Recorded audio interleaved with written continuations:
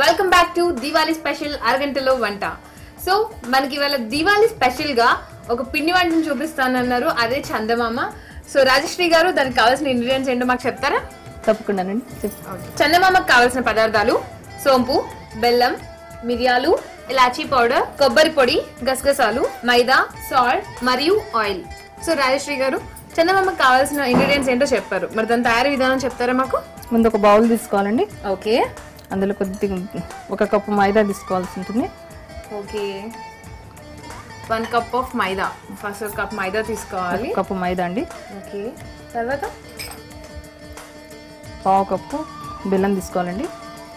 సరే, 1 cup maida and 1/2 cup బెల్లం. Quantity మాత్రం గుర్తుపెట్టుకోండి, ఇక స్వీట్ కదా, మరీ ఎక్కువ స్వీట్ అయిపోయినా లేకపోతే స్వీట్నెస్ తగ్గిపోయినా టేస్ట్ మారిపోతుంది. 1 స్పూన్ గసాలండి. ఓకే, 1 స్పూన్ గసగసాలు, 1 స్పూన్ సోంపు అండి. ఓకే, 1 స్పూన్ సోంపు వేసుకోవాలి. అన్ని లిమిటెడ్ క్వాంటిటీ అన్నమాట, అవన్నీ టేస్ట్ కోసం ఇంకా ఫ్లేవర్ కోసం యూజ్ చేస్తాం కదా. ఫ్లేవర్ కోసం ఇలాచీ పౌడర్, మిరియాలు కలిపిందండి. ఓకే, ఫ్లేవర్ కొంచెం ఎక్కువ రావడం కోసం ఇలాచీ పౌడర్ అండ్ మిరియాలు కలిపిన పౌడర్. అవునండి.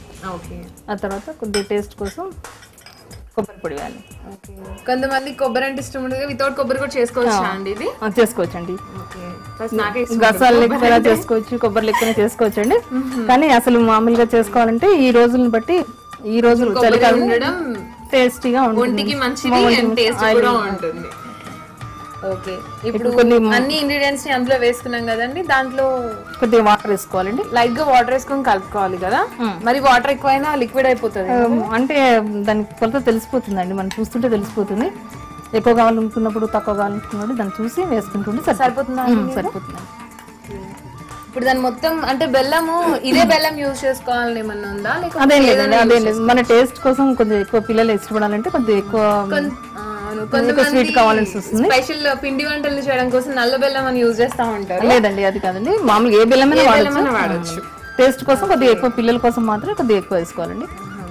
సో రాజశ్రీ గారు మరి దీన్ని ఎంతసేపు కలుపుకోవాలండి?